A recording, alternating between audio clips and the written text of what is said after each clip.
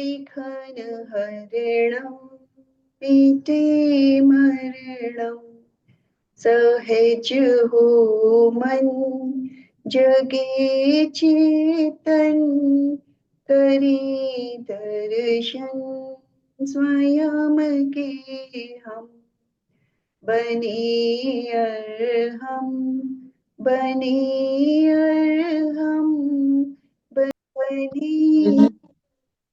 आज के इस सुबह के त्रिवेणी संगम के सेशन में आप सभी का स्वागत है। शुरुआत करते हैं त्रिपदी वंदना के साथ, दोनों हाथ जुड़े हुए। वंदे अरहम वंदे गुरुवरम वंदे सत्यम।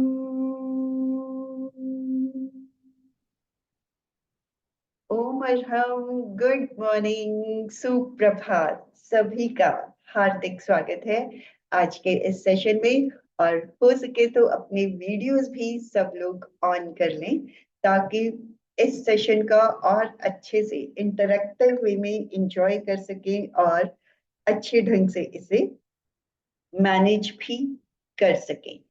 तो मैं ये मंच अलका जी को हैंड ओवर करती हूँ।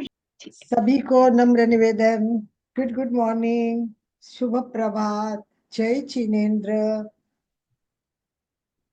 सचमुच बहुत अच्छा लगेगा आप अपने वीडियो अगर ऑन करेंगे तो। थैंक यू सो मच जिन्होंने वीडियो ऑन किए। और मुझे पता है सुबह सुबह ज्वाइन करना भी बहुत बड़ी बात है, so no problem, you are most welcome. परंतु प्रैक्टिकली पॉसिबल हो तो प्लीज प्लीज प्लीज अपने वीडियो ऑन कर दीजिए। आपके स्माइली फेस दिखेंगे तो बहुत अच्छा लगेगा। एक चेहरे पे एक मुस्कान के साथ अगर हम सब जुड़ेंगे तो क्लास और अच्छी होगी। और बहुत देखिए जितने जुड़े उनके चेहरे पे स्माइल दिख रही है, तो you all are also welcome. मुझे पता है कुछ लोग सुनने को बैठते हैं पर कुछ काम भी चलता है, बहुत अर्जेंट होता है, तो उनको वीडियो ऑन करना प्रैक्टिकली पॉसिबल नहीं होता। जिन्होंने ज्वाइन किया है उनके लिए थैंक यू।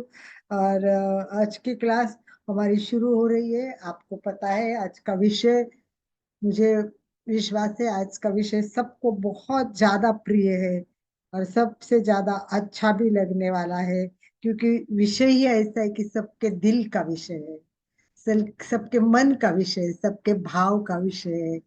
क्योंकि भगवान के प्रति भक्ति, वाह, ऐसे कहते ही मन में एकदम आनंद सा होता है, उत्साह सा होता है।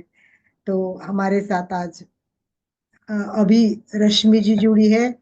और रश्मि जी पहले जुड़ चुकी है, पहले हमारे परिवार में आई है और हमारे परिवार की एक हो चुकी है। और उसको हम कभी भी बोलेंगे कि जैसे परिवार में कोई भी काम होता है तो हक होता है ये तुम कर लेना, वैसे कभी भी यहाँ जरूरत होती है तो रश्मि की याद आते ही रश्मि ज्वाइन हो जाती है।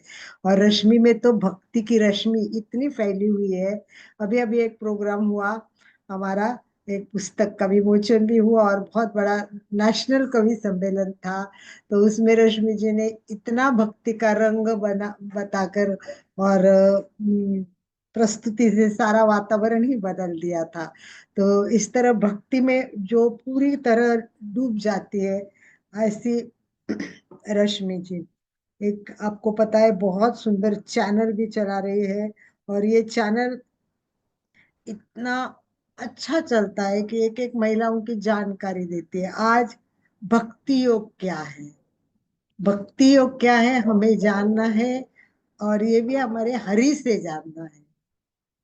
बड़ा विषय है कि भक्ति योग जानना है, वो हरि से जानना है, और वो हरि में बनी हुई रश्मि से जानना है, ये भी बड़ी बात है।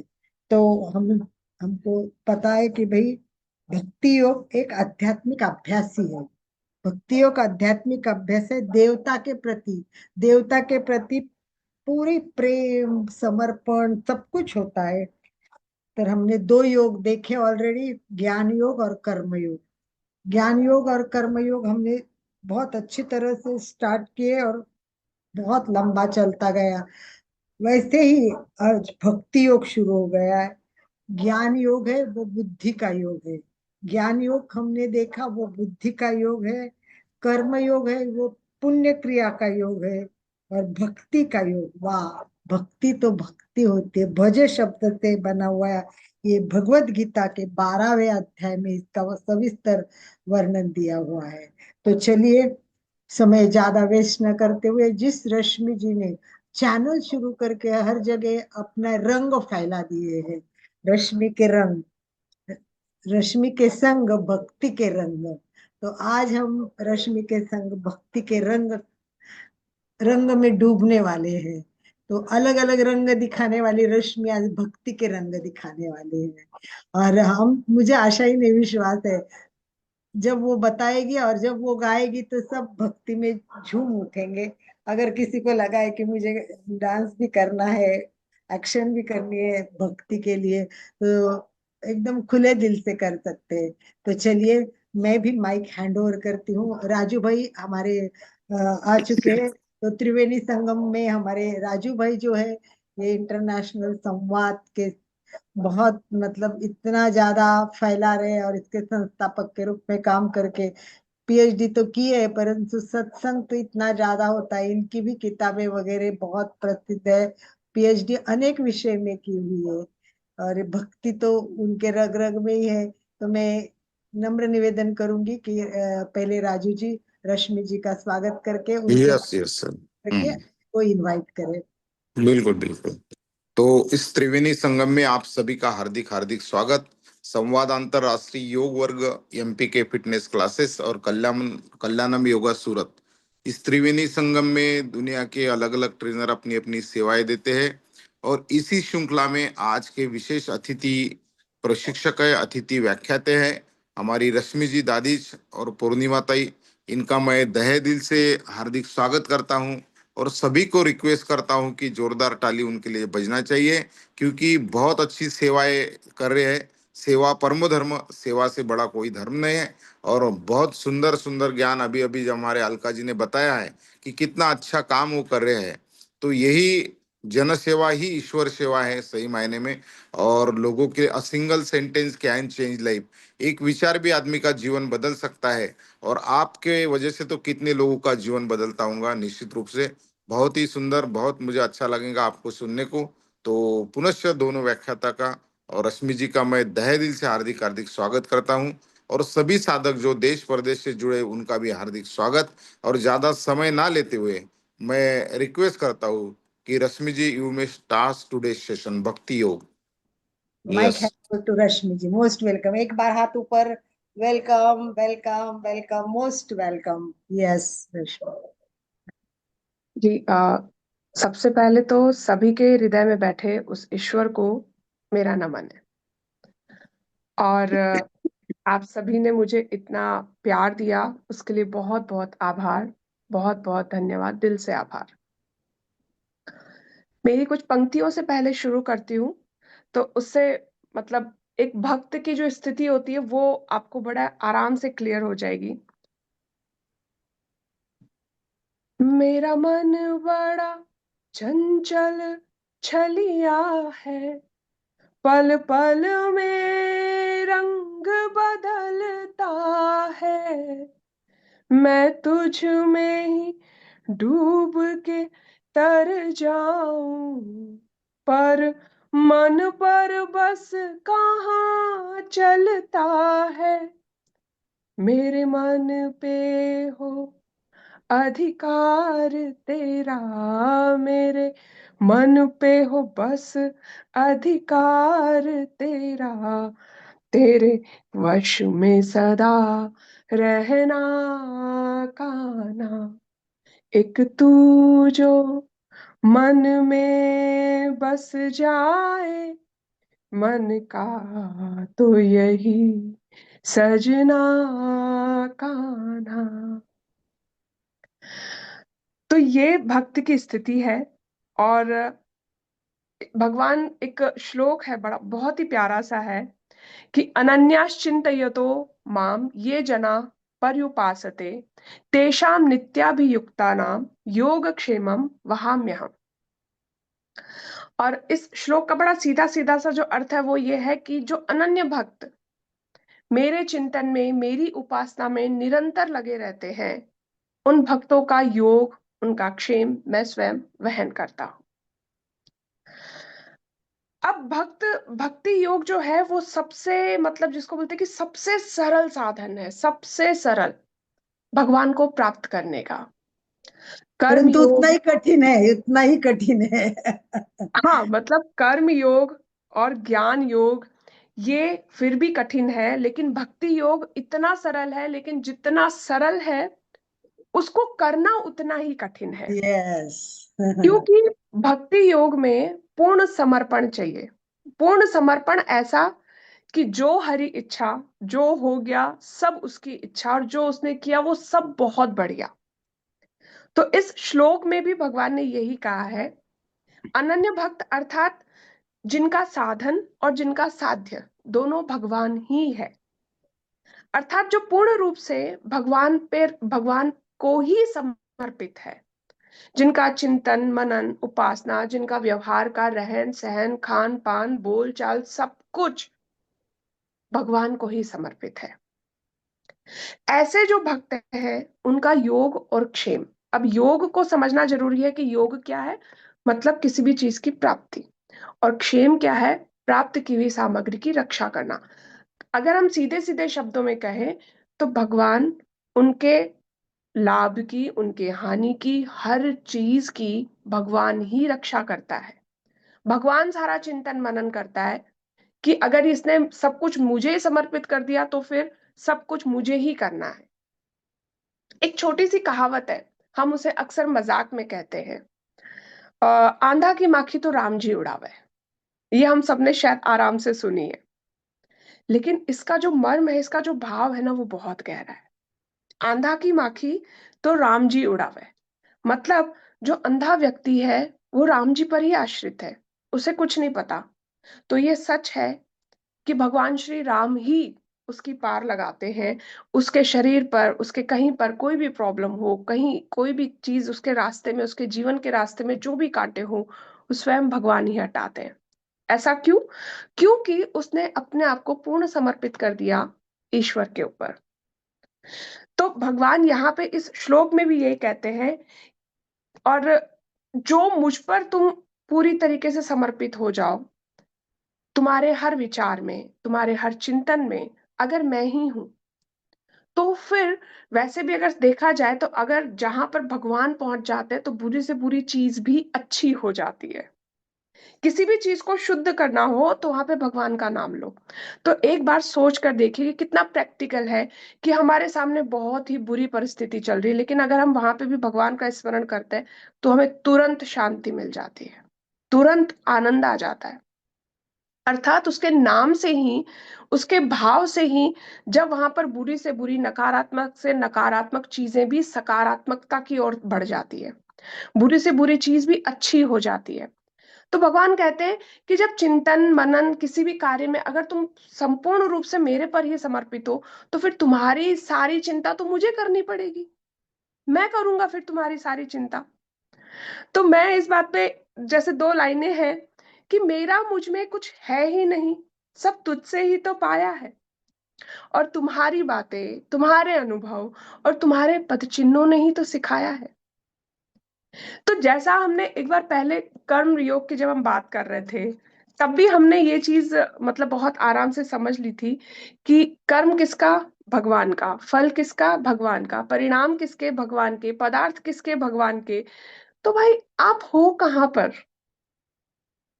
आप तो भगवान के साक्षात हृदय में बैठे हो। तो जब भगवान के हृदय का स्थान आपको मिल रहा है, और वो स्थान आपको भक्ति योग से ही मिल सकता है, तो जब भगवान के हृदय में आप जाकर बैठ जाओ तो फिर उससे उच्च स्थान तो कुछ हो ही नहीं सकता।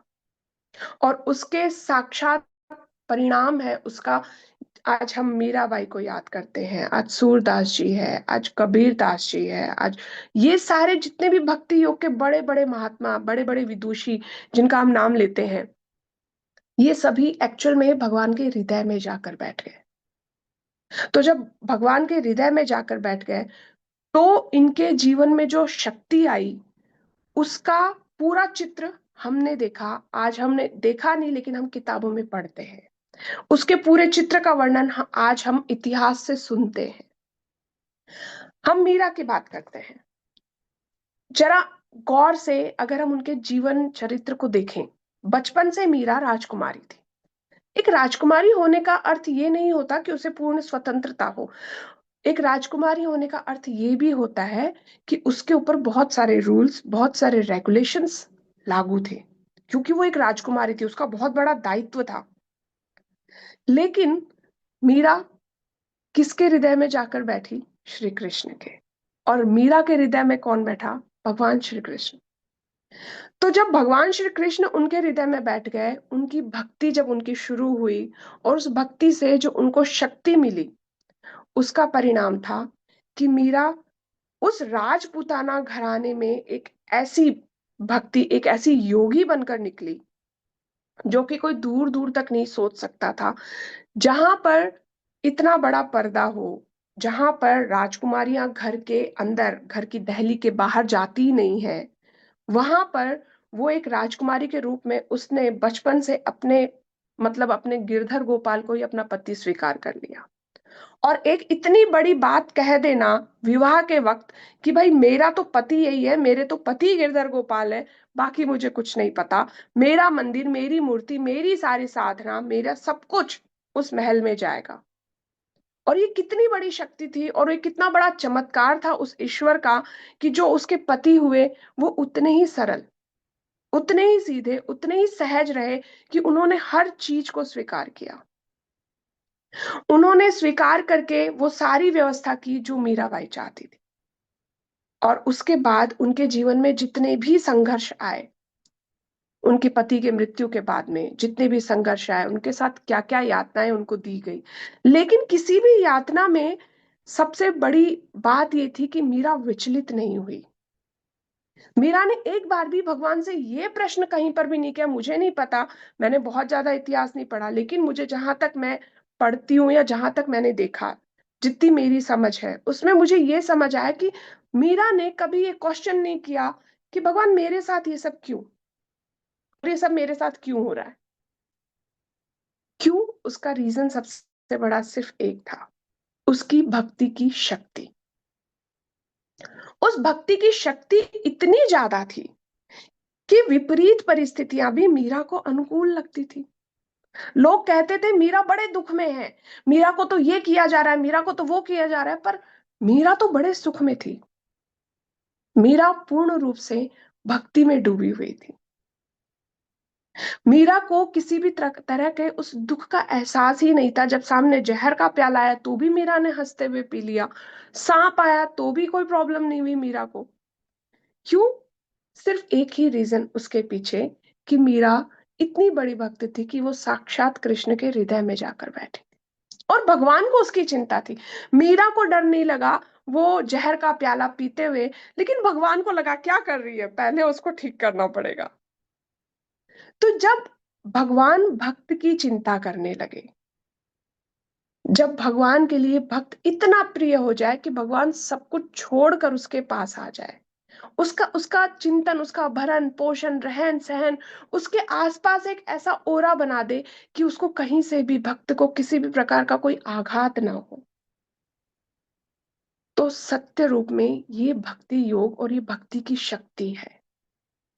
इसे कहते हैं भक्ति की शक्ति। और तब जीवन में मैजिक होने लगते हैं, तब जीवन में चमत्कार होने लगते हैं कि एक महारानी, महलों की महारानी भी बिल्कुल दासियों के रूप में कह लो कि भगवा रूप में कह लो, और आराम से बाहर है ना बड़ी बड़ी गलियों में घूमने लग जाती है, एक अपना एक तारा उठा करके, और लोग पीछे उसके झूमते रहते हैं, उसे कोई फर्क नहीं पड़ता कि क्या हो रहा है क्या नहीं हो रहा, लोग उसे क्या कह रहे हैं, लोग कैसे कह रहे हैं, बड़े बड़े संत उसके दर्शन करने आ रहे हैं, उसे कोई फर्क नहीं पड़ रहा, क्योंकि वो मात्र और मात्र भक्ति में डूबी हुई थी। तो ये वो भक्ति की शक्ति थी जो उससे ये सारी चीजें आराम से करवा पा रही थी। और मीरा के जाने के इतनी सदियों बाद भी आज हम मीरा को भूलते नहीं हैं, आज भी इतिहास उन्हें याद रखता है। इस पूरे जीवन में अगर कोई एक चीज है तो वो है जो समय की रेखा के पार चली जाती है, आपके कर्म। और मीरा ने भक्ति योग में भक्त के रूप में जो कर्म किए वो ही है जो आज भी मीरा का वर्णन हम यहाँ पर बैठकर कर रहे हैं। अब बात ये आती है कि ये हमने कह तो दिया, लेकिन अब इसे करे कैसे, अपने जीवन में इसको उतारे कैसे। तो मुझे लगता है कि शायद मुझे लाइफ एग्जाम्पल, मतलब मेरे खुद के एग्जाम्पल देने चाहिए, ताकि आप लोगों को ये महसूस हो कि मैंने सिर्फ पढ़ करके नहीं बता रही हूँ, जो जीवन में है वो चीजें आपके सामने सहज और सत्य रूप से रख रही हूँ। एक बार की बात है, मैं मथुरा गई थी और मथुरा में वहां के एक कॉलेज के कुलपति थे, उनका इंटरव्यू मुझे लेना था। पहले दिन पूरा स्कूल वगैरह का शूट था, वो सब काम आराम से हो गया। दूसरे दिन उनका इंटरव्यू लेना था। इंटरव्यू लेने के बाद में मुझे 2 बजे निकलना था, क्योंकि 4 बजे मेरी ट्रेन थी। सारा सब कुछ सिस्टम बिल्कुल क्लियर था कि 10 बजे उनका इंटरव्यू है। ठीक 9:30 बजे मेरे पास में एक फोन आता है, और उधर से वीडियोग्राफर जिनको रिकॉर्ड करना था, उन्होंने कहा कि दी, मेरी वाइफ की तबीयत खराब हो चुकी है, तो मैं हॉस्पिटल में हूँ और आज का तो पॉसिबल नहीं हो पाएगा। मैंने कहा ठीक है। तो मैंने कहा कोई और है? बोले नहीं, मेरे को समझ नहीं आ रहा मैं क्या करूं। मैंने कहा ठीक है, आप अपनी अभी वाइफ पे ध्यान दो, इट्स ओके, जो होगा देखा जाएगा, ठीक है। मैंने वहां पे फोन रखा और फिर मैंने सोचा कि ठीक है, अब 2 बजे तक का समय है तो क्या किया जाए। तो मैंने कहा ठीक है, ड्राइवर को बोला कि आप चलो मुझे, और भगवान की जन्मस्थली है मथुरा में, मुझे वहां पे उस मंदिर के दर्शन मैंने अभी तक किए नहीं, तो आज भगवान की वही इच्छा है, आज अपन वही करेंगे, चलो। और हम दोनों वहां पे गए। मोबाइल सब कुछ, जो भी पर्स वगैरह रखना था, जमा उमा करवाया। अब मेरे हाथ में सिर्फ 50 का नोट था उस टाइम पे। मैंने कहा ठीक है भगवान, अपन मेरे पास अब वो कुछ है नहीं, यही है जो है अभी, ठीक है। आगे चले गए। आगे गए तो मुझे बिल्कुल आइडिया नहीं था कि जन्मस्थली वाला जो मंदिर है उसी के जस्ट नीचे एक शॉप है, और वो फूल माला की शॉप है। मैं सीढ़ियां चढ़ रही थी और एक आदमी एक टोकरी में मोगरे की माला ऐसे लगा रहा था, और मेरी इच्छा यही थी, क्योंकि भगवान को मोगरा बहुत पसंद है, तो मुझे ऐसे लग रहा था कि बस कहीं से मोगरे की माला मिल जाती। कहीं आजू बाजू जब देखा था तब तक मुझे दिख नहीं रहा था कुछ, और जब मैं सीढ़ी चढ़ रही थी तो देखा कि सामने एक टोकरी, एक मोगरे की माला लग रही है, उसमें कुछ फूल रख रहे हैं। तो मैं सीधे पहुंची और मैंने कहा भैया ये। बोले 50 रुपए। मैंने कहा ठीक है, लिया, और उनसे लेकर के आराम से मैं अंदर मंदिर में गई। मैंने कहा ठीक है। भगवान के सामने मैं खड़ी होकर के और मैंने टोकरी दे दी, और वहां एक बहुत बड़ा विग्रह है राधा और कृष्ण का, और एक नीचे छोटा विग्रह है राधा कृष्ण का। मेरी नजर छोटे विग्रह पे नहीं गई, सबसे पहले वो जो बड़ा स्वरूप था उस पर गई। तो मैंने दिया, और पंडित जी ने, फिर मैंने देखा पंडित जी ने लिया, और फिर वो गए, और राधा कृष्ण का जो एक छोटा विग्रह था उसमें बहुत सारी मालाएं लगी हुई थी, इसकी वजह से वो दिखाई नहीं दे रहे थे। सारी मालाओं को हाथ डालकर पंडित जी ने निकाल दिया। इधर से वो एक माला उठाई और उनको पहनाई, और वो जो छोटे छोटे फूल थे वो सीधे बड़े वाले भगवान के चरणों में डाल दिए। अब ये देखकर मैं बिल्कुल एकदम ऐसे रह गई कि बिल्कुल ये क्या हुआ है, और मेरी आंखों से पानी शुरू हो गया। ठीक है, भगवान से आराम से मन से बिल्कुल बातें की, और फिर मैं उतर के आराम से, मेरे को ऐसा लगा कि कहीं से कोई क्वेश्चन ही नहीं था, ना मैंने कोई सवाल पूछा उनसे, ना मन में ये सवाल था कि क्या हो रहा है, ना मन में कुछ और था। इतनी खुशी थी, इतना आनंद था कि मैं भूल ही चुकी थी कि मुझे इंटरव्यू भी लेना है, और मैं आई उस लिए हूँ। बिल्कुल भूल चुकी थी मैं। बड़े आराम से, मतलब मैं बड़ी खुश होकर के हम लोग नीचे उतरे। नीचे उतर के मोबाइल लिया, गाड़ी में बैठे, जैसे ही मोबाइल ऑन किया मेरे पास फोन आता है कि दी, सब कुछ रेडी हो चुका है, कुलपति वहां पे आपका इंतजार कर रहे हैं और आपको जाके इंटरव्यू लेना है। मैंने कहा ठीक है। तो मैंने वहीं से बोला कि भाई गाड़ी उधर मोड़ लो। तो कहने का मतलब ये कि जब आप उस पर छोड़ देते हो सब कुछ, तो वो जो प्लान करता है उससे बढ़िया प्लान कुछ हो ही नहीं सकता है। वो जो सोचता है आपके बारे में, उससे बढ़िया सोचने वाला कोई हो ही नहीं सकता है। समर्पण हो तो बिल्कुल इस तरीके से सच। हो। 100% सच, 100% सच। तो हाँ, तो मतलब समर्पण हो तो ऐसा हो कि कहने मात्र का समर्पण नहीं हो, कि हाँ मैंने तुझे समर्पित कर दिया। नहीं, ये समर्पण नहीं होता। समर्पण पे खुद को अपनी कसौटी पे जरूर खरा उतरना चाहिए, खुद को जरूर चेक करना चाहिए कि क्या सच में मैंने पूर्ण रूप से समर्पित किया है क्या उसको। जिस दिन हम ये बात सोचने लगेंगे, हम धीरे धीरे एक एक स्टेप उसकी तरफ बढ़ना शुरू हो जाएंगे। और जिस दिन हम ये एक एक स्टेप उसकी तरफ बढ़ना शुरू होंगे, आप यकीन मानिए उस दिन से आपके जीवन में वो चमत्कार दिखने लगेंगे जो हम आमतौर पर कहीं नहीं देख सकते।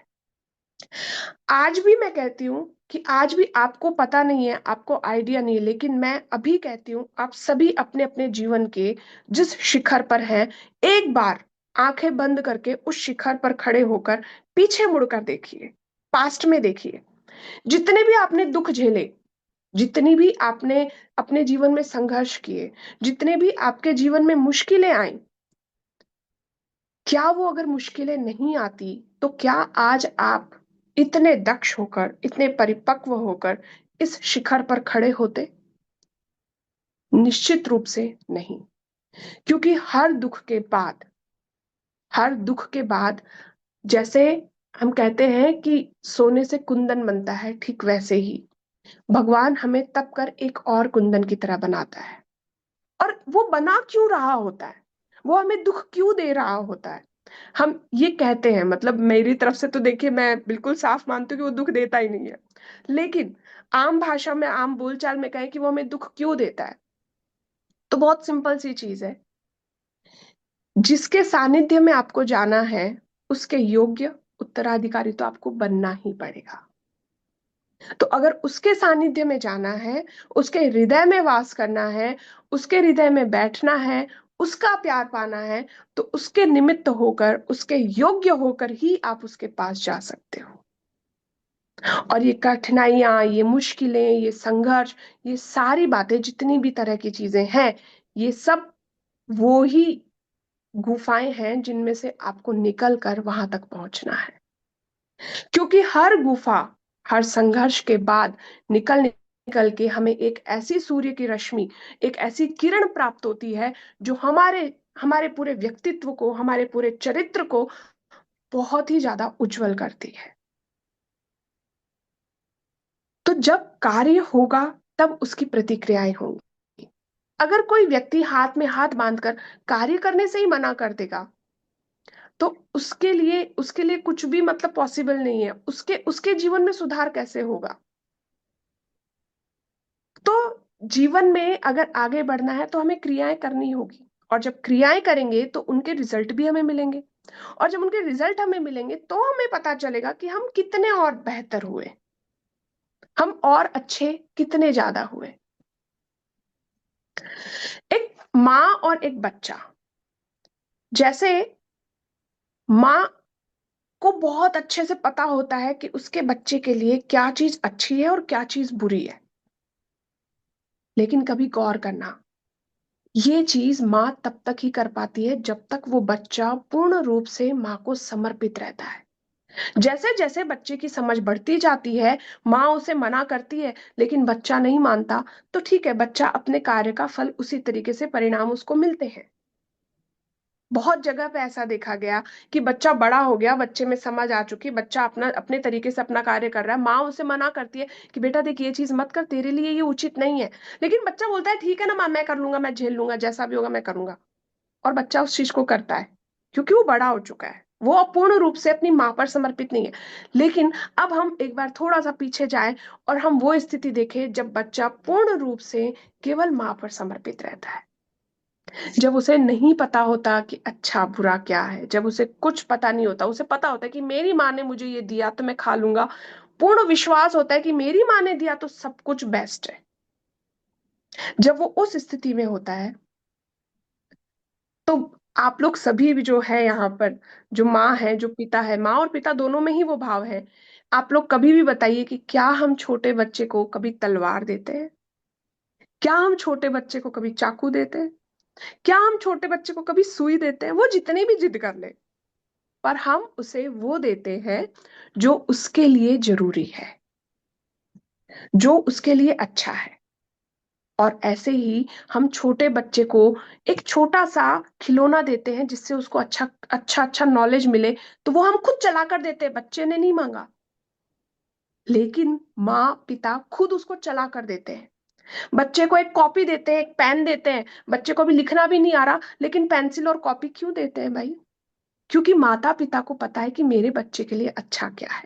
आज ये लीक लकोटे ही करेगा, पर आगे जाकर के एबीसीडी भी तो लिखेगा।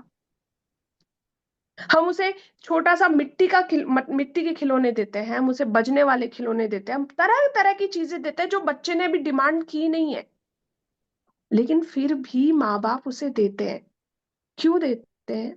क्योंकि माता पिता को पता है कि ये मेरे बच्चे के लिए अच्छा है, उसके नॉलेज के लिए अच्छा है, उसकी समझ के लिए अच्छा है, उसके व्यवहार के लिए अच्छा है। और ठीक इसी तरह से ही जब भक्त पूर्ण रूप से ईश्वर को समर्पित हो जाता है, तो भगवान उसे वो चीजें लाकर देते हैं जो उसने कभी सोची भी नहीं, जो उसके दूर दूर तक कभी दिमाग में भी नहीं। भगवान ऐसे ऐसे लोगों से मिलवाते हैं, क्योंकि भाई तुझे जरूरी है, तेरे को जरूरी है आज ये नॉलेज लेना। मुझे नहीं पता कि मेरे जीवन में आगे रास्ते में कौन सा मोड़ है, कौन से पहाड़ आने वाले हैं, कौन सी चीजें आने वाली है, लेकिन जब आज मैं मेरे जीवन के पास्ट में भूत में देखती हूँ, तो मुझे समझ आता है कि भगवान ने पहले ही मुझे अस्त्र शस्त्रों से बिल्कुल मतलब संपन्न कर दिया था कि बेटा आगे ये वाली लड़ाई लड़नी है, और मुझे लड़नी होती है। और ऐसा मैं मेरे लिए नहीं, आप सभी के लिए बोल रही हूँ, ये सच्चाई है कि जब आप भी एक बार अपने पीछे जाकर देखेंगे, तो आपको खुद को खुद पर आश्चर्य होगा कि क्या ये वही मैं थी जो पहले इतना रो रही थी कि ऐसा हो जाएगा तो क्या हो जाएगा, इसके बिना तो मैं रह ही नहीं पाऊंगी। और ये चीज तो रश्मि मुझे सबसे प्रिय है। रश्मि जी, मैं थोड़ा जी। डिस्टर्ब करती हूँ आपको कि जी आपकी गीत भी सुनना है। तो मुझे लगता है कि काव्य सम्मेलन में सुना है, तो वो भी भक्ति गीत सुना है तो भी अच्छा लगेगा, क्योंकि बिल्कुल समय बिल्कुल। भगता बिल्कुल जा रहा मैं, है और 5 मिनट हाँ, लोगों को प्रश्न भी देने, तो आपके गीत का भी लोगों को अनुभव ठीक, हो। याद याद ही, बिल्कुल श्योर, बिल्कुल ठीक है।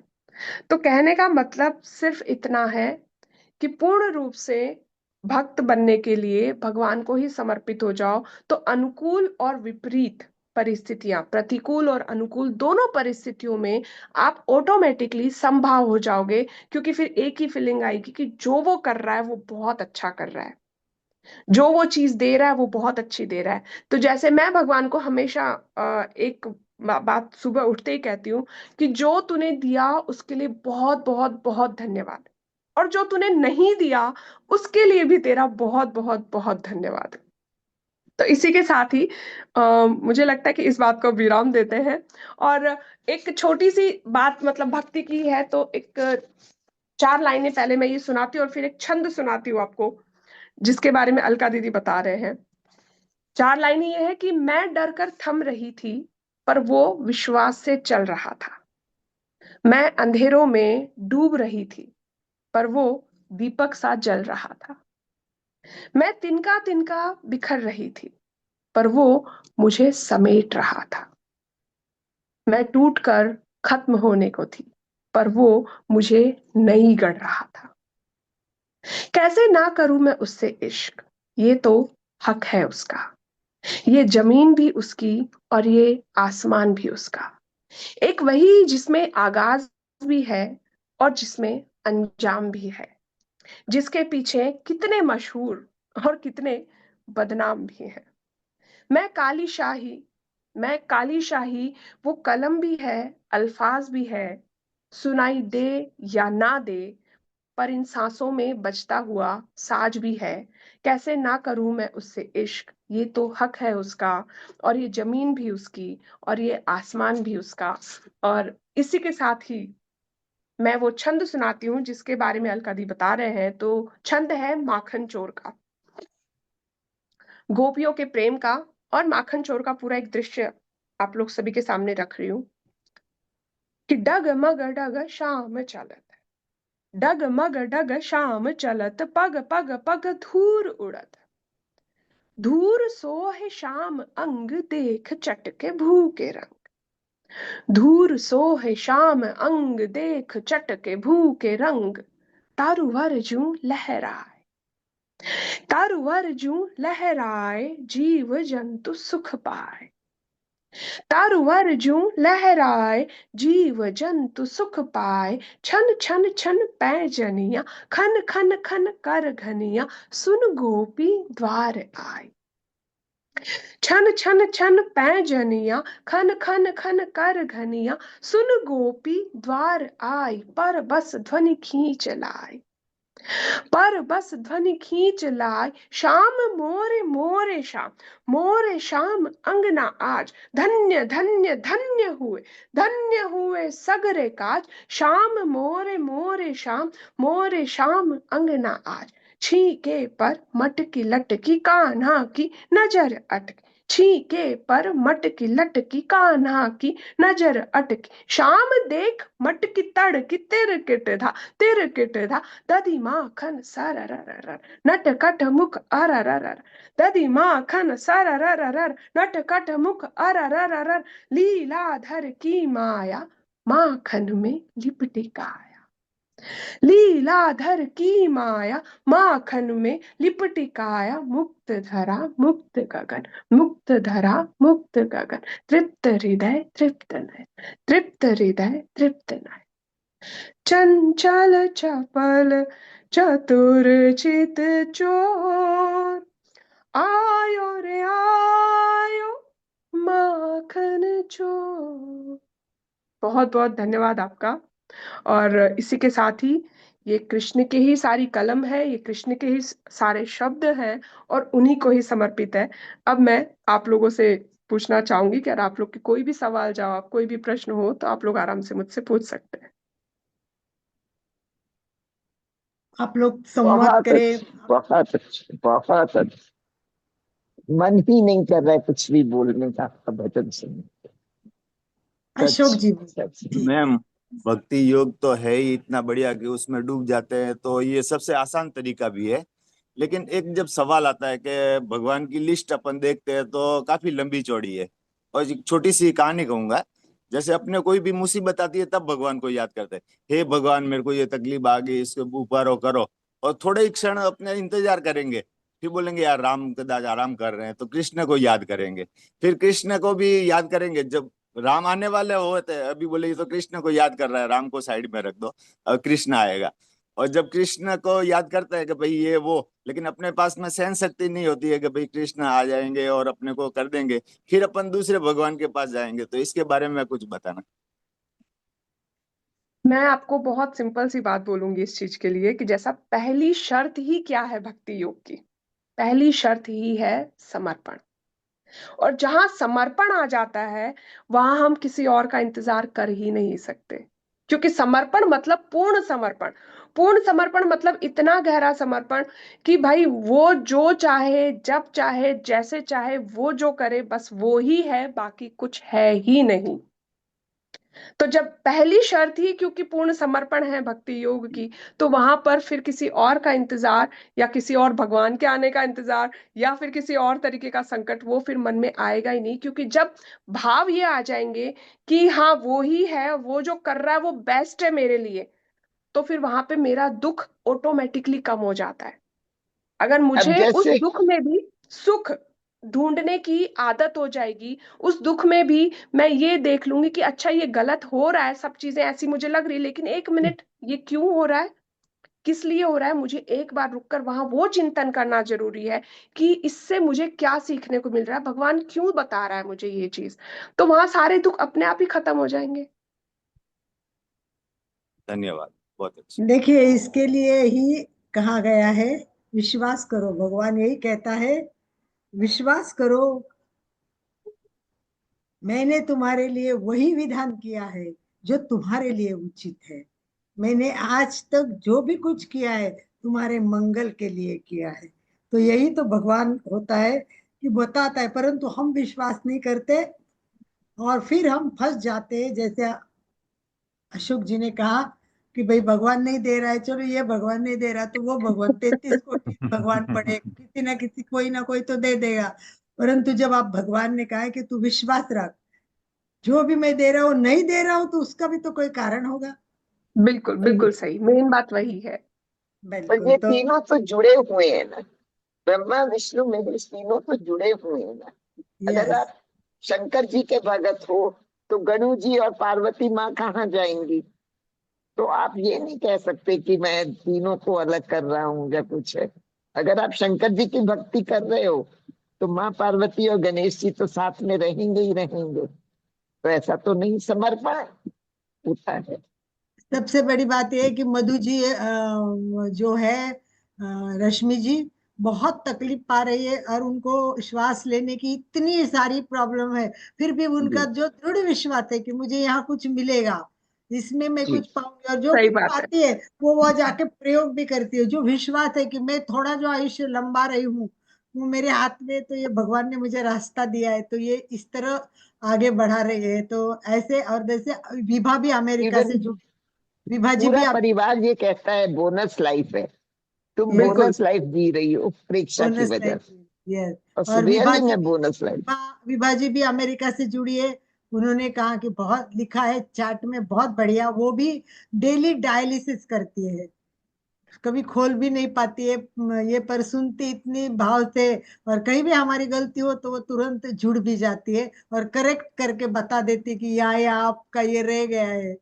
तो इतने देखिए लोग, ये मतलब इसीलिए रश्मि, खुशी इतनी है हमको कि इतने लोग इसमें मन से इन्वॉल्व होके, जैसे हमारी। मैं यहाँ पे एक चीज ये कहना चाहूंगी कि ये साक्षात प्रमाण है, अभी यहाँ इसी इसी मंच पर ही ये साक्षात प्रमाण है कि आप बता रहे हैं कि वो इतने शारीरिक दुख में हैं। चाहे वो अमेरिका में है, वो यहाँ पर है, दोनों ही शारीरिक दुख में हैं। ठीक है, दोनों जो बड़े हैं अपने, आज वो इतने शारीरिक दुख में होने के बावजूद भी अगर वो इस भाव को, इन भावों को फील कर पा रहे हैं, और फिर भी वो इतने खुश हैं। अभी मैंने उनके चेहरे पर तेज देखा, वो इतने आराम से बात कर रहे थे, जबकि वो कितने बड़े शारीरिक दुख में है। तो भगवान की भक्ति की शक्ति यही है कि कितनी भी विपरीत परिस्थितियां हो, फिर भी व्यक्ति जो भक्त होता है वो प्रसन्न चित्त रहना उसको आ जाता है। Yes, perfect perfect. Yes, anyone want to speak, मतलब कोई भी अपने भाव बताना चाहते हो? हमारी चंदा जी है, वो तो रोज डेली नोटबुक लेके ही बैठेगी और इतना पॉइंट आउट करती है, सब लिखते हैं, चेहरे पे स्माइल रहता है। तो चलिए, किसी को बोलना है तो बोलिए। अभी तो पूर्णिमा ताई ज्वाइन होने ही वाले हैं, शायद ज्वाइन होंगे ही। तो तब तक आपका एक आधा मिनट। विभाजी, विभाजी अमेरिका से बात कर रही है, जिनकी बात मैं कर रही हूँ। जय जय जिनेन्द्र सभी को। आज का जय भक्ति जिनेन्द्र। योग का इन्होंने जो सेशन बताया, उनके हाव भाव देखकर ही मुझे तो बहुत भक्ति आ रही है। इतना इनका हाव भाव है रश्मि जी का, क्या बहुत बढ़िया बताया आपने। चेहरे पर स्माइल और बोलने की तरह बेहतरीन। ये सब उसी की कलाकारी है, अपनी कुछ नहीं है इसमें। ये बिल्कुल माइंड पर में बहुत क्लियर बढ़िया, है। बहुत बढ़िया, दिल फिदा हो गया। वाह। आप लोग का आशीर्वाद, आपका प्यार है ये। हाँ, बहुत फिदा हो गया। Thank you. बहुत अच्छा सेशन रहा, बहुत अच्छे से बताया, और really enjoyed the session everyone, मतलब हर किसी के चेहरे पर मुस्कुराहट। एंड मैंने भी आपका ये सेशन वैसे पहली बार ही ज्वाइन किया है, enjoyed it a lot, so nice. बहुत बहुत धन्यवाद, आभार। मुझे एक चीज बहुत क्लियर है बहुत बहुत कि जहां बढ़िया। उसकी बातें होती मोबाइल हैं। में लो, बता। चालू है, सगळे बोलता है, जी। काही प्रॉब्लम बहुत बहुत बढ़िया। बहुत खुश हो गए हम भी। और ऐसा देख लगता है कि आगे जाने वाला अपना जो भारत का, हिंदुस्तान का फ्यूचर बहुत ब्राइट है। ऐसा लग रहा है हमें। अगली पीढ़ी जबरदस्त बनाएगी आप। वंडरफुल। Number one. धन्यवाद। हमारे काशीनाथ जी भी धन्यवाद। बात कर सकते हैं, जो भी भक्ति से योग के बारे में आज जो रश्मि ने बात की, उस बारे में, या अपने विचारों के साथ। काशीनाथ जी, अनम्यूट कीजिए अपने आप को। यस। बहुत ही बढ़िया वर्ग रहा। और भक्ति मार्ग के बात बारे में जो भी कुछ बताया, बहुत ही अच्छा रहा। क्योंकि हमारे जीवन में जो भी बातें आती है, उनका जीवन का सही मायने में अर्थ हम जानते नहीं। अपना बोझ, जो कुछ भी जीवन में बातें होती है, वो भगवान पे डालने से हम खुश रहते, नहीं तो हम खुद ही वो बोझ बहते रहते हैं। इसके बारे में राष्ट्र संत के आए अकेले जगत में, फिर भी अकेले जाओगे, नहीं संग को ये आएगा, ये तन भी नहीं ले जाओगे। बिल्कुल यह सही। जीव है जब जाएगा, तब वासना ले जाएगा, झूठा न करना ख्याल कब, नहीं तो पीछू फरमाएगा। हम जीवन में अकेले आते हैं और अकेले जाते हैं, कविता जी, लेकिन जो कुछ भी पूर्णिमा ताई घटनाएं को घटती है उसका बोझ बहते बहते हम थक जाते हैं। तो वाह। इसलिए जिस भगवान ने हमें यहाँ भेजा है वही हमारी चिंता करता है। उस पे अगर हमने अपनी सब चिंता छोड़ दी तो हम आनंद से अच्छे से थैंक जी यू, सकते हैं। थैंक यू, बहुत ही आज का वर्ग अच्छा रहा। थैंक यू, सबको थैंक यू। मेरा नमस्कार, जय गुरु। तो पूर्णिमा ताई के बारे में मैं आपको क्या बताऊं। आपको मैं हमेशा कहती हूँ कि मेरे गुरु, मैं रोज वंदन करती हूँ। तो रश्मि जी, आपको भी बहुत सुन के मजा आएगा कि इनकी भक्ति जो मैंने देखी, सचमुच भक्ति क्या होती है, भक्ति क्या होती है, ये मैंने जाना वो पूर्णिमा ताई को देख के जाना है। क्योंकि मैं नासिक में योग विद्याधाम में ज्वाइन किया था सीखने के लिए। जब मैं गई और उनकी आवाज सुनी और उनकी गीत सुने, तो मैंने सचमुच नतमस्तक हो गई। तो कितने भाग्यवान है, ये भारतीय संस्कृति है कि हमारे गुरु, मैं कहती हूँ ना, रोज वंदन करती हूँ ना, विश्वास राव मंडलिक, राइट, याद करती हूँ रोज मेरे गुरु को। तो हमारे मंडलिक सर गीत लिखते हैं और हमारी पूर्णिमा ताई गाती है। मतलब कितना सुंदर कॉम्बिनेशन भगवान ने बनाया है कि एक इतने दोनों डिवोटी है, इतने दोनों। राजू भाई है क्या? राजू भाई, अगर राजू भाई है तो वो भी बात कर सकते हैं। तो हम सब एक बार पूर्णिमा ताई का स्वागत करेंगे। सभी वेलकम कीजिए, welcome welcome welcome. Triveni Sangam की तरफ से पूर्णिमा ताई का स्वागत करती हूँ। पूर्णिमा ताई, अभी हमारे साथ रश्मि जी जुड़ी है। ये एक यंग है और ये बहुत ही मतलब ज्यादा एक्टिव तो है ही, और इसके साथ साथ वो पूरी भक्ति में डूबी रहती है और सबके इंटरव्यूज लेके उसका चैनल भी चलाती है। जो हमारा क्लास चल रहा है वो हमारा चल रहा है योग परंपरा के बारे में। और योग परंपरा में हमने अभी तक 2 योग तो देख चुके हैं। और वो 2 योग आपको पता है कौन से योग देखे हैं हमने। और ये सब मैं जो बता रही हूँ, ये मैं अपने दिल से तो कुछ नहीं बता रही हूँ। एक तो नेट का आधार लेती हूँ, नेट का आधार होता है, और दूसरा ये मेरे मंडलिक सर की, डॉक्टर विश्वास राव मंडलिक, इन्होंने जो योग परंपरा पुस्तक लिखी है, इस पुस्तक के आधार पर अभी मैंने आपको कर्म योग और ज्ञान योग 2 की जानकारी दी है। और अभी हमें सुनना है वो है भक्ति योग। तो भक्ति योग के बारे में आज इन लोगों से हम जानेंगे, और फिर पॉइंट पॉइंट पॉइंट पे आके भक्ति योग क्या है, उसके लक्षण क्या है, वो क्यों करना है, भक्ति योग कैसा होता है, बहुत डीप में जाना है हमको। तो वो जानने के लिए हम अलग अलग, अभी मंगलवार को क्लास होगी ही, उसके साथ और भी क्लासेस होगी, तो उसमें हम ये सब बातें जानेंगे। तो सबसे पहले मैं हमारे गुरु मंडलिक सर और गुरु माता पूर्णिमा ताई दोनों को प्रणाम करके, पूर्णिमा ताई का अगर आप लाइव देखोगे तो उनके पिताजी योगी थे पूना में। तो ये योग से पढ़ी हुई है और उनके किताबें भी पिताजी के लिखी हुई है। और ये राष्ट्र सेविका के रूप में सेवा देती है। और ये पहली महिला होगी शायद कि उन्होंने सारे जो संस्कार है, 16 संस्कारों पर पूरे का पूरा उनका चैनल चलता रहता है। बहुत सारे लेख लिखे हुए पूर्णिमा ताई ने। और पूर्णिमा ताई का सद्भाग्य ऐसा है कि उधर पिताजी उनके योगी थे और इनको पति मिले हैं, वो भी पूरे योगा में समर्पित है। सद्भाग्य देखो इनका कि बेटा भी इसमें पूरा मतलब इन्वॉल्व होके, और उसको पत्नी जो मिली है वो भी योगी बन गई है। वो ऑस्ट्रेलिया के है, फिर भी यहाँ आके पूर्णतः योगी में। तो ऐसा ये परिवार है जिन्होंने योग विद्याधाम शुरू किया। मैंने अभी आपको सर की किताब दिखाई। तो पूर्णिमा ताई, हम सर की किताब के आधार पर सारा कार्यक्रम रोज कर रहे हैं। इसीलिए रोज प्रत्येक क्लास में हम विश्वास राव मंडलिक को आपको प्रणाम करते, याद करते। तो आज उन लोगों को बहुत अच्छा लगा होगा कि जो रोज मैं गुरु माँ का नाम लेती हूँ, गुरु माँ आज मेरे सामने साक्षात है।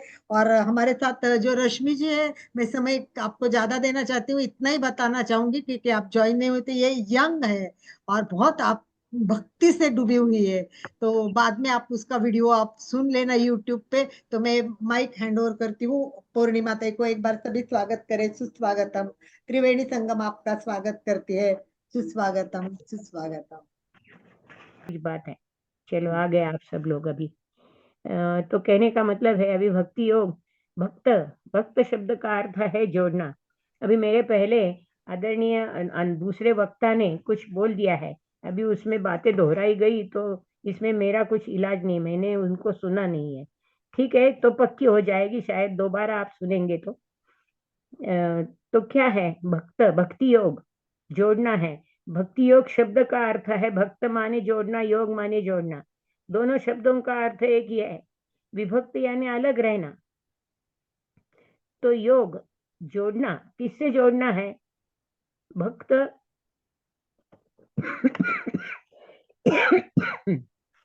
ये जोड़ना किससे जोड़ना है? तो भारतीय संस्कृति पूरी बाहर की शक्ति का ही विचार करती है, अंदर की शक्ति और बाहर की शक्ति। हम सब लोग कौन है? तो हम सब लोग चिंगारी है। काय की चिंगारी है? बड़ा अग्नि चल रहा है और अग्नि से कुछ चिंगारियां बाहर आ गई है, वो हम सब है, एक एक चिंगारी हम सब है। तो ये जो हमारे अंदर जो एक छोटा सा अग्नि है, उसको फिर उसी अग्नि में डालना है। यही हमारा मकसद है मनुष्य जीवन का, यही अंतिम सत्य है कि हमारे अंदर जो अग्नि है, साक्षात अग्नि है।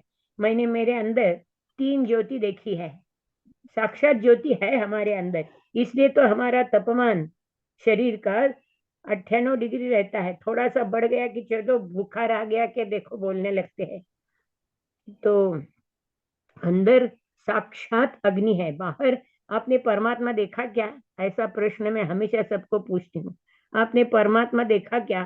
तो हाँ बोलना है, ना बोलने से आप झूठे हो जाएंगे। देखा ही है, ना बिल्कुल बोलिए, ना नहीं बोलने का, हाँ बोलिए।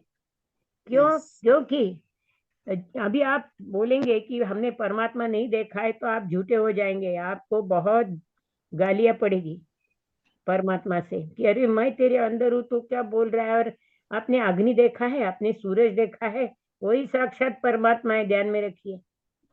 सूरज ही, सूरज को भगवान बोलते हैं ना, सूरज है तो सब कुछ है, नहीं तो कुछ नहीं है। तो ये सूरज साक्षात अग्नि ही परमात्मा है। हमारे अंदर परमात्मा, अंदर का अग्नि निकाल के उस परमात्मा में जोड़ देने का, यही हमारा अंतिम मकसद है। किस प्रकार जोड़ना है? अंतिम जोड़ने की जो अवस्था है वो क्या है? पानी में शक्कर डालिए और वो शक्कर आप पानी में पूरी तरह से उसको मिला दीजिए, बस वही भक्ति योग है। ये शक्कर जैसे मिल जाने का। शक्कर यदि अलग करनी है तो पूरा पानी निकालना पड़ेगा, तो ही शक्कर अलग हो जाएगी। ऐसे हमारे इस प्रकार हमारा आत्मा इसमें जोड़ना है। ये भक्ति योग का अंतिम छोर है। कहाँ तक जाना है? भक्ति योग का अंतिम लक्ष्य क्या है? पानी में शक्कर की तरह पूरी तरह से मिल जाने का। तुम्हारा जरा भी अस्तित्व स्वतंत्र नहीं रहना चाहिए। और जितने बड़े संत हैं वो उतने ही बड़े हो गए हैं और पूरे तरह से परमात्मा से एकरूप हो गए। तो भक्त यानी जोड़ना, विभक्त यानी अलग रहना, ये दोनों का अर्थ है। अभी भारतीय संस्कृति में इस प्रकार से परमात्मा से जुड़ने के लिए और कितने मार्ग बताए हैं, बाबा बाबा, आप सोच भी नहीं सकते, इतने सारे मार्ग बोले हैं। कैसे कैसे जोड़ेंगे? जितना बोलेंगे, अंतिम उद्देश्य यही है। शुरुआत कहाँ से है? कहाँ है भक्ति? कहाँ से शुरू करनी है? तो हमारे यहाँ ओमकार है, वो ओमकार सबसे श्रेष्ठ तत्व ज्ञान है। ब्रह्मांड की आवाज हमारे ऋषि मुनियों ने सुनी है और वही ध्वनि, वही नाद हमारे अंदर निर्माण करने के लिए बोला है। वही आप निकाले, ओम, बस हो गया काम। और कहाँ है? कहाँ ढूंढोगे परमात्मा को? अरे तू कहाँ है? ये भी ओम भी बोलना ज्यादा हो गया, इससे भी आसान बात ढूंढ ली है हमारे ऋषि मुनियों ने, सब कुछ आसान कर दिया है।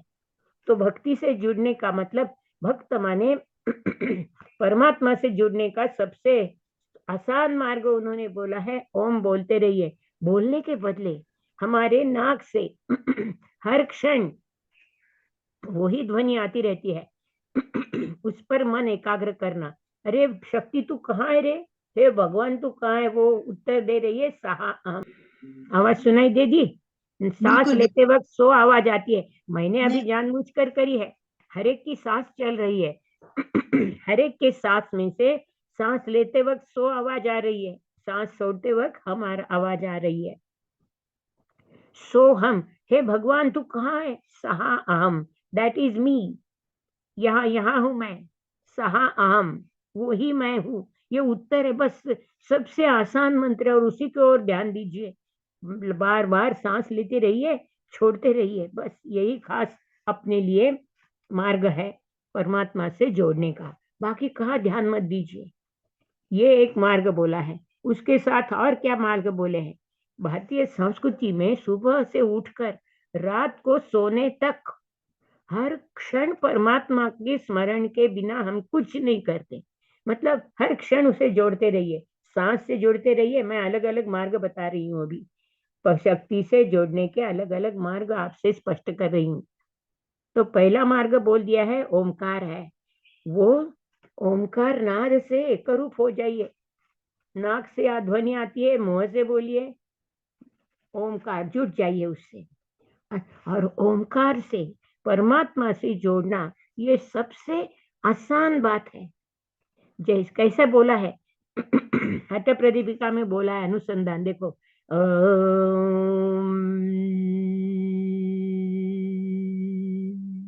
अभी मैंने मकार बोला और मकार बोलते बोलते मेरी ऐसी ध्वनि धीमी धीमी हो गई।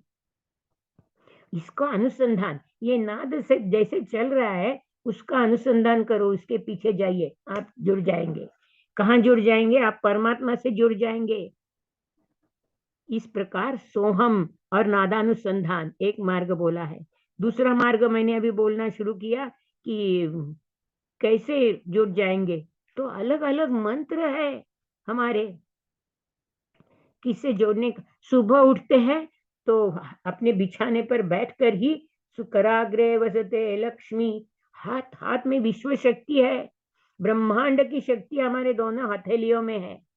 तो हथेलियों का दर्शन हर क्षण कर उठते ही करना कर्म योग है, साक्षात कर्म योग है। हाथ कर्म करते हैं तो उठते ही मंत्र के माध्यम से जुड़ जाना है। ओमकार जैसे सीधे साधे मंत्र के माध्यम से जोड़ना है। नाक से सुनो, मुंह से निकालो और कराग्रे वसुदे लक्ष्मी मंत्र बोलो। फिर उसके बाद नमस्कार करो पृथ्वी का। ये परमात्मा कहाँ है? हमारे अंदर है, बाहर है, जितने सभी तारे हैं, जितना आकाश है, सभी जगह वो भरा हुआ है। हम हमारे अंदर, हमारे बाहर, यही भी भरा हुआ है। वो कोई आकाश में, कोई मंदिर में है नहीं, यही है। तो इस प्रकार मंत्र बोलिए। तो कराग्रे पूरे ब्रह्मांड का मंत्र है, वो हमारे हाथ में विश्व शक्ति है। दूसरा मंत्र है पृथ्वी का समुद्र बसने। तीसरा मैंने जोड़ दिया है, आप भी वो सुनिए। मैं अभी एक बार बोल रही हूँ, भारत माँ का नमस्कार करिए। सभी हमारे लिए शक्ति है। कहाँ कहाँ जुड़ना है? सिर्फ नहीं, मैं, मेरा मन, मेरा घर, मेरा शरीर, इतना ही नहीं जुड़ना है। राष्ट्र विचार हर क्षण करना है। रत्नाकर धौतपदां हिमालय किरीटिनीं ब्रह्मराजर्षि रत्नाढ्याम वंदे भारत मातरम। हर रोज पृथ्वी के मंत्र, समुद्र वसने मंत्र के बाद भारत माँ का मंत्र जापना शुरू कर दीजिए। मेरी विनती है आपसे, राष्ट्र भक्ति शुरू कर दीजिए। कहाँ कहाँ जोड़ना है? मैं मेरे आत्मा से जुड़ी हुई हूँ, मेरा शरीर तो मेरे आत्मा से जुड़ा हुआ है। मैं है। फिर मेरा घर है, व्यक्ति है, कुटुंब है, फिर राष्ट्र, समाज है और राष्ट्र है। समाज के अंदर बहुत सारे लोग समाज में रहते हैं, उनकी दया करिए, उनका भी, उनसे भी जुड़ते रहिए। फिर समाज और राष्ट्र, हमारा राष्ट्र है तो हम हैं। फिर इसके बाद स्नान के समय मंत्र बोलते हैं, गंगे च यमुने च। पूरा भारत देश इन नदियों के माध्यम से जुड़ा जाता है। गंगा यमुना नदी की भक्ति और भारत की भक्ति कैसे करेंगे? स्नान करते समय गंगे च यमुने चैव गोदा कृष्णा सरस्वती, नर्मदे सिंधु कावेरी ब्रह्मपुत्रे सन्निधिं कुरु। कृष्णा और ब्रह्मपुत्रा मैंने इस श्लोक में जोड़ दिए हैं। आपको मान्य है तो उनको बोलिए, नहीं तो इन दोनों नदियों को छोड़कर श्लोक बोलिए, जैसी आपकी मर्जी। कृष्णा और ब्रह्मपुत्रा मैंने इस मंत्र में डाल दिया है, और किसी तज्ञ ने बोला है बोलते रहिए, उसमें कुछ गलत नहीं है। और दो नदियों का स्मरण करिए, नदी हमारी माता है, वहां से जुड़ रही है, जुड़ते रहिए, पंच महाभूतों से जुड़ते रहिए, जोड़कर अपना व्यवहार करिए। पंच महाभूत हमारे लिए शक्ति है। हम कहाँ से शक्ति प्राप्त करते हैं? भगवान ही बोलता है, ये जो पृथ्वी पर शक्ति जो है ना, पंच महाभूत मन बुद्धि अहंकार, ये तीनों मेरी अचेतन प्रकृति है, और जो ऊपर है वो मेरी सचेतन प्रकृति है। तो अचेतन प्रकृति से जुड़िए, पर सचेतन प्रकृति से जोड़ के रहिए। पानी का महत्व समझ लीजिए। तो स्नान के पहले, भोजन के पहले प्रार्थना बोलो। मुझे 20 मिनट में बोलना है, बहुत कुछ मुद्दे है। मेरा मुद्दा अभी चल रहा है भक्ति। भक्त शब्द का अर्थ मैंने बोल दिया है, भक्ति शब्द का, और उसके मार्ग मैं बता रही हूँ, जो दिन भर हम आचरण करते रहते हैं। गीत तो भी ये सुनाना है, है, गीत भी सुनाना है आपको। सबकी डिमांड है। तो ये जो है भक्ति कहाँ कहाँ करेंगे? पंच महाभूतों से। हमारी 5 उंगलियां भक्ति से भरी हुई है, पंच महाभूत से भरी हुई है। हर उंगली को नमस्कार करिए हर रोज, हाथ का नमस्कार। अरे भगवान कहाँ नहीं भरा हमारे शरीर के अंदर? देखो, आंख का डॉक्टर अलग है, कान का डॉक्टर अलग है, अरे पूरा शरीर एक है तो अलग अलग डॉक्टर की क्या जरूरत है? पेट का डॉक्टर अलग है, हड्डी का डॉक्टर अलग है, रीढ़ की हड्डी का डॉक्टर अलग है। ये काय के लिए है? एक एक हमारा अवयव इतना महंगा है, इतना ताकतवान है, वही परमात्मा है। हर शरीर के, हमारे यहाँ अंग पूजा चलती है भारतीय संस्कृति में। सत्यनारायण की पूजा, किसी भी पूजा में अंग पूजा, हाथ की पूजा करो, पैर की पूजा करो, आंखों की पूजा करो, सभी अंगों की पूजा। हर एक अंग को भगवान जितना महत्व है। तो हमारे योग शास्त्र हम पर खुद के ऊपर ही पूरा ध्यान करने के लिए बोलता है। योग शास्त्र ने हमारे शरीर को ही भक्ति का साधन बनाया है। कैसे जुड़ेंगे परमात्मा से? पूरे शरीर पर नियंत्रण लाइए, पूरे शरीर की आसन के माध्यम से भक्ति करिए। आप अपने शरीर से प्रेम करते हैं? यदि प्रेम करते हैं तो हर रोज आसन करेंगे। हर कोशिका तक, हर सेल तक, हर पेशी तक आपका खून पहुंच जाना चाहिए। जो कुछ खाते हैं ना दिन भर में, 1 2 3 4 करके, वो उसमें से मिला हुआ पदार्थ या उसमें से मिली हुई शक्ति आपको हर पेशी तक, हर कोशिका तक पहुंचानी है। ये सबसे महत्वपूर्ण बात है, यही भक्ति है। आसन करो, भक्ति फूल जाएगी। प्राणायाम करो, सांस ले रहे, बाहर की शक्ति अंदर ले रहे। प्राणायाम से शक्ति, प्राण की शक्ति अलग बढ़, हमारी प्राणायाम से या प्राणवायु अधिक मात्रा में मिलता है, तो हर कोशिका को, हर पेशी को अधिक मात्रा में प्राण शक्ति मिल जाती है, और वो अधिक काम करती है। आप सिर्फ प्राणायाम करेंगे, सिर्फ आसन करेंगे, योग की प्रक्रिया करो, यही भक्ति है। शरीर के अंदर हर क्षण कहाँ की शक्ति? शरीर के अंदर कहाँ की शक्ति है? मैं पूछती हूँ, भक्ति योग, आप में से कितने लोगों ने योग साध्य किया है? सब लोग हाँ बोलिए। आप में से कितने लोग बाहर के शक्ति से जुड़े हुए हैं? हाँ बोलिए, ना मत बोलिए, पाप लगेगा। सांस ले रहे हैं ना बाहर का, बाहर की हवा अंदर ले रहे, क्यों ले रहे हैं? वो बाहर ही परमात्मा बैठा हुआ है, वो मेरे अंदर आना चाहिए, तो ही अंदर का आत्मा जीवित रहेगा। और अंदर की आवाज बाहर जानी चाहिए, अंदर की हवा बाहर, लेन देन चलता ही रहना चाहिए। यही भक्ति योग है, जुड़ा हुआ है। आप इस परमात्मा से, इस ब्रह्मांड से, इस पूरे वातावरण से जुड़े हुए हैं, लेकिन आपको पता नहीं है हम क्या कर रहे हैं। तो सांस ही हमारी अंतिम शक्ति है, उससे जुड़िए। सीधा मंत्र दिया है, सो हम, इस पर लक्ष्य केंद्रित करिए, लक्ष्य।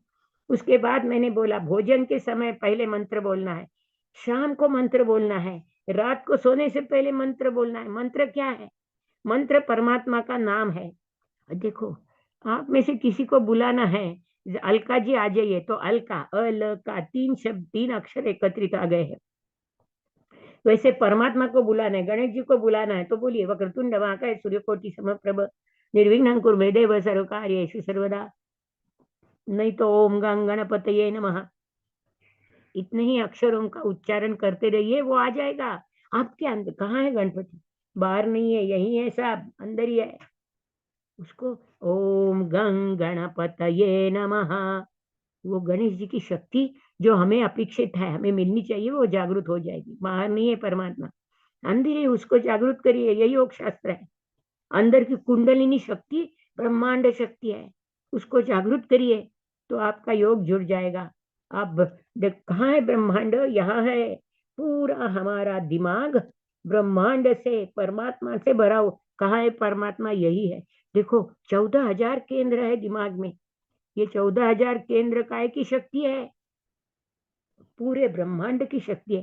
कुंडलिनी जागृत हो गई तो आपकी ये पूरे ब्रह्मांड इधर भरा हुआ है। आप हम लोग कुमकुम क्यों लगाते हैं? कुमकुम है भक्ति योग है। कुमकुम लगाने से इस आत्मशक्ति, अंदर की आत्मशक्ति और विश्व शक्ति, जो हमारा दाहिना दिमाग विश्व शक्ति से जुड़ा है, बाया भाग शरीर से जुड़ा हुआ है। कुमकुम लगाते रहिए, आदर से इस शक्ति का नमन करिए। कुमकुम लगाना नमन है, उसका समर्पण है। हर क्षण भारतीय संस्कृति में हर क्षण भक्ति ही भक्ति है। आपको उसका वो भक्ति पूरे जान कर करनी है, जान लेना है हम क्या कर रहे हैं। फिर भक्ति का मार्ग जो मैंने बोला अभी, मंत्र मार्ग, भारतीय संस्कृति, सुबह उठकर रात पूर्णिमा तक। हम आपका सेकंड पार्ट भी रखेंगे, सेकंड पार्ट भी रख के वो पूरे भक्ति के मार्ग भी सुनेंगे। अभी एक मुझे लगता है समय के हिसाब से एक गीतिका सुनना भी बहुत जरूरी है सबको। तो आप जैसे ठीक समझे। अभी केवल 5 मिनट बाकी है, इसलिए मैंने आपको इन्फॉर्म किया। वैसे 5 नहीं 3 मिनट बाकी है। 3 आपने घड़ी ठीक नहीं देखी, मेरे घड़ी में 3 मिनट बाकी है, मेरी घड़ी सही है। तो गीतिका सुननी है सबको, इसीलिए मैं बोल रही थी थोड़ा। अगर चलो मेरे पीछे से भजन बोलिए, अपनी आवाज बंद करके बोलिए। नहीं, किसी को आवाज, सबके म्यूट नहीं कर नहीं, दिया है। हाँ बोलिए मेरे पीछे से, क्योंकि मैं अपने आप भारत माँ बोलेंगे, का, सब बोलते रहते हैं। मैं राष्ट्र से जुड़ी हुई हूँ, मैं राष्ट्र की भक्ति भजन आपको सुना रही हूँ। मेरे पीछे से आप अपनी आवाज बंद करके बोलते रहिए। भारत माँ का भजन कोई नहीं गाता। भारत माँ हमारी साक्षात परमात्मा शक्ति है, भारत में ही परमात्मा शक्ति अवतरित हुई है। तो भारत माँ का भजन करेंगे और कृतकृत्य हो जाएंगे। कोई नहीं बोलता, मैं ही अकेली बोल रही हूँ पहली बार, और आसान भजन है। आपको ध्वनि मुद्रण करना है, कर लीजिए, और जहां जाएंगे वहां भारत माँ का भजन बोलिए, राष्ट्र भक्ति शुरू करिए। नहीं तो हमारा अस्तित्व शून्य है। परमात्मा की भक्ति करते बैठेंगे ना, तो हमें सब कुछ, कोई भी आकर हमें नष्ट कर देगा।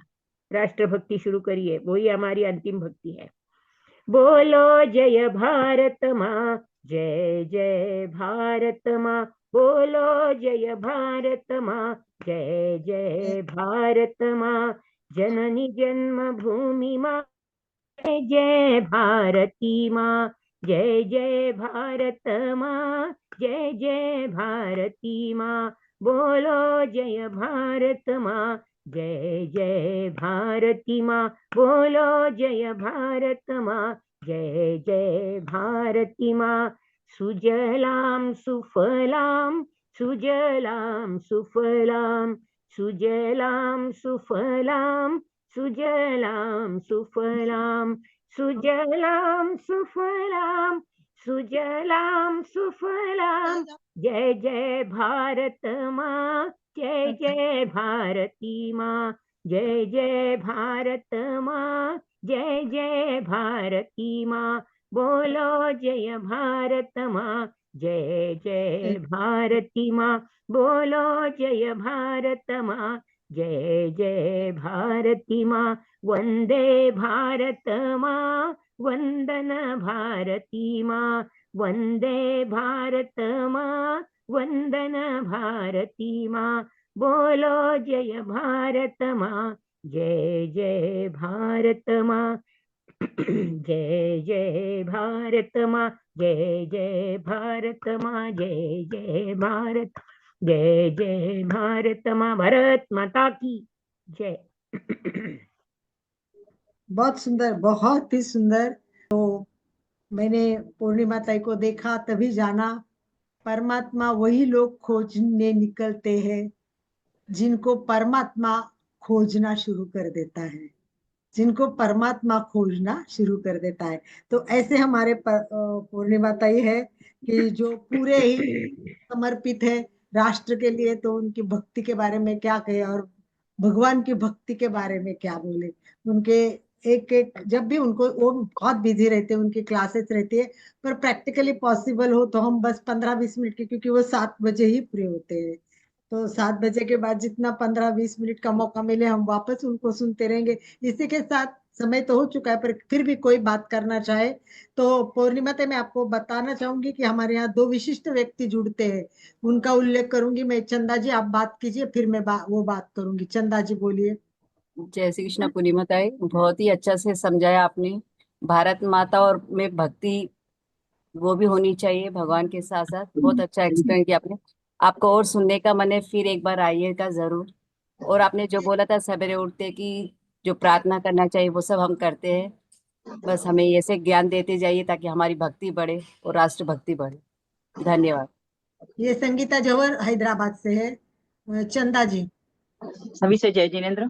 आप बता देना आप कहाँ से हो, ताकि उनको भी पता चले। हाँ, वास्तव में बहुत अच्छा समझाया और वास्तव में बहुत अच्छी चीजें बताई आपने, और ये सब हम करते हैं। बहुत बहुत धन्यवाद आपका कि हमें वापस ये मतलब महसूस हुआ कि हम ये सब जो कर रहे हैं वो सही है और अच्छा है, जरूर करना चाहिए। और आप जो भारत माता की जो गीत गाया आपने, वास्तव में बहुत ही मतलब जुड़े हुए आप प्रेम जो बताया आपने, वास्तव में सबको जैसे भक्ति से जुड़ते हैं वैसे ही देशभक्ति भी हमारे मन में होनी चाहिए। देशभक्ति के गीत भी हमें गाने चाहिए, क्योंकि जिस देश में हम रहते हैं उसकी महत्ता हमें मालूम होनी चाहिए। वास्तव में बहुत सुंदर सेशन रहा। एक बार और सुनने का मन है आपका, एक बार और फिर पधारिएगा, वेलकम आपका, एक बार और आप लाइएगा। आप कहाँ से हाँ, बताइए, जो बोलेंगे वो बताते जाइए ताकि पता चले। चंदा जी, आप मैं बता दो कहाँ। मैं गोवा से चंदा चोपड़ा बोल रही हूँ। कहाँ से? गोवा गोवा गोवा। अच्छा अच्छा गोवा अच्छा। से। और थैंक ये रोज रोज नोटबुक लेके ही बैठते हैं और पूरे पॉइंट टू पॉइंट लिखते हैं। और मैं जिस विशिष्ट व्यक्ति के बोलना चाहती हूँ ये है मेरे साथ जुड़े हुए मधु जी अरोरा। ये बहुत बीमार रहते हैं, इनको ना पता नहीं है कि कौन सी श्वास लास्ट श्वास होगी, इतना प्रॉब्लम है, श्वास लेने में दिक्कत है। पर वो इतनी होपफुल है और भक्ति से भरी हुई है कि उनको जो नहीं आता है भगवान का, अगर हमने जैसे जैन धर्म का कुछ पता है वो भी वो कर रही है, पर प्रसन्न रह के जुड़ती रहते हैं। तो मधु अरोरा। ओ मैडम, बहुत अच्छा आनंद आया आपका आवाज सुनकर ही, मन प्रसन्न होता है। और शब्द नहीं है कि मैं आपको कहूं कि बहुत अच्छा बहुत अच्छा। वो तो अच्छा ही था, पर बहुत अच्छा बताया कि सोहम ही करते रहे। हम ऐसे ही लंबे लंबे दीर्घ श्वास पेक्षा और ये सब करते हैं, उसमें मैं थक भी जाती हूँ। तो सांस मेरी बहुत छोटी है, मुझे पता चलता है अब। तो जितना भी चल रहा है ईश्वर की इच्छा से मैं उसको देख रही हूँ। योग से आपकी शक्ति बढ़ जाएगी। उम्र कितनी है जी आपकी? जी।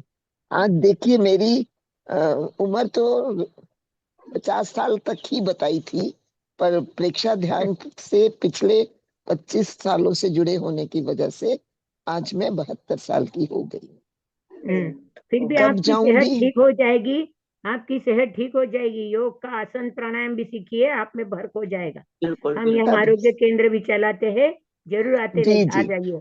तो जी सबको जी मैं बता रही हूँ, आपकी छोटी छोटी शिकायतें पूर्ण करने के लिए मतलब पर वो हाँ, नष्ट करने देखिए के लिए आप हमारे यहाँ आते रहिए।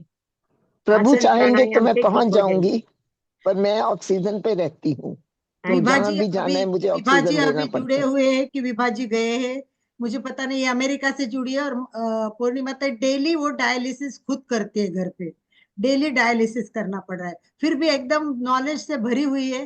कुछ भी हमारी गलती हो तो वो भी रोज बता देती है और आगे हमको नया नॉलेज के पॉइंट भी देती है। थक जाते हैं तो वो शायद बंद करते हैं। अभी अभी बात करके गई है कि मैं बहुत अच्छी तरह से सुन रही हूँ। तो ऐसे हमारे वो भी विभाजी भी अमेरिका से डेली जुड़ती रहती है। तो चलिए, वक्त हो चुका है और कोई लास्ट कर लेते हैं हम। पूर्णिमा ताई को मैं नम्र निवेदन करूंगी, एक बार आपको जरूर जुड़ना है वापस। जब भी समय हो आप बताइए, हमें 20 मिनट भी मिलेंगे तो भी आपका बहुत है, क्योंकि आपके जो टू दी पॉइंट बोलने की पद्धति है उससे हमें आज काफी क्लियर हो गया। आज लोग श्वास लेते लेते ही सोहम सोहम करते करते भगवान को याद करेंगे। इसी भाव के साथ राजू डांगे, आप है क्या राजू भाई? ये अमरावती से जुड़े हुए हैं, ये अपने योग विद्या धाम के ही शिक्षण ले चुके, शायद अभी गए होंगे। इन्होंने इंटरनेशनल संवाद नाम से एक चैनल शुरू किया है, और कोरोना में शुरू किया था, और कई देश को उन्होंने उस टाइम जोड़ा था। तो ऐसे राजू भाई भी एक चैनल चलाते हैं। तो इस प्रकार हमारे इस ग्रुप में पूरे भारत से तो लोग जुड़े भी है, और भारत के बाहर से भी जुड़े। तो चलिए एक बार सभी धन्यवाद के लिए पूर्णिमा ताई को लिए बोलिए एक बार तालियों के साथ। Very good, yes yes, very good, yes. सबको मेरा नमस्कार। बहुत ही अच्छा सेशन रहा। भक्ति मार्ग, राष्ट्रभक्ति, इसके माध्यम से सबको समझाया, और उम्र में इतने बड़े लोग और इतने ऊर्जा से भरे हुए हैं। हमारी पूर्णिमा ताई सवय अलका जी ने बहुत ही अच्छा ज्ञान दिया, क्योंकि ज्ञान जीवन की सबसे बड़ी कुंजी है। इससे आदमी विचारों पर निर्भर रहता है। बहुत बहुत अच्छा कार्य है। आपके अच्छे कार्य को मैं बहुत बहुत शुभकामना देता हूँ। धन्यवाद। सुचिता जी लास्ट जय सुचिता जी। जिनेन्द्र। बहुत सुंदर। पहले तो रश्मि जी ने बहुत सुंदर हमें भक्ति में ले गई थी। बाद में जब भी पूर्णिमा दीदी यानी बहुत, वो तो शब्द ही नहीं है मेरे पास कि उनकी स्तुति या अच्छा आभार व्यक्त करूं। बहुत सुंदर उन्होंने भक्ति योग में देशभक्ति कैसी होनी चाहिए, पहले प्राधान्य भक्ति योग को देना है। बहुत सुंदर। सही में हम इस देश में रहे तो देश के ही वासी है, और देश का गुणगान करना भी चाहिए। बहुत सुंदर, बहुत सुंदर मार्गदर्शन रहा आज का। बहुत बहुत धन्यवाद। आज तो खास प्रशिक्षण मिला है राष्ट्रभक्ति का, इतना आज तक मुझे नहीं लगता है किसी को मिला होगा, राइट? तो ये आज एक नया पॉइंट सबके दिल में जगाया है आपने। उसके साथ अशोक जी आप बात कीजिए, और आपका एंड भी आप कर दीजिए। आप प्रार्थना कर लीजिए, फिर अशोक जी लास्ट एंड करेंगे। जय जी। दोनों हाथ आनंद केंद्र पे जुड़े हुए, आंखें कोमलता से बंद करते हुए सब मानसिक उच्चारण करेंगे। मैं चैतन्यमय, मैं आनंदमय, मैं शक्तिमय, मेरे अनंत चैतन्य का, अनंत आनंद का, अनंत शक्ति का सागर लहरा रहा है। इसका साक्षात्कार करना मेरे जीवन का परम लक्ष्य है। प्रतिज्ञोस में हम सब रश्मि जी के, पूर्णिमा जी के बहुत बहुत आभारी है। अलका जी के भी, जो इतने अच्छे ट्रेनर हमें मार्गदर्शक मिलते हैं। बहुत बहुत धन्यवाद। एमपी के क्लासेस, कल्याणम योग केंद्र, तीनों त्रिवेणी संगम को बहुत बहुत धन्यवाद। अशोक भैया श्लोकों के साथ। सुचिता। फिटनेस का डोज 1 घंटा हर रोज। फिटनेस का डोज 1 घंटा हर रोज।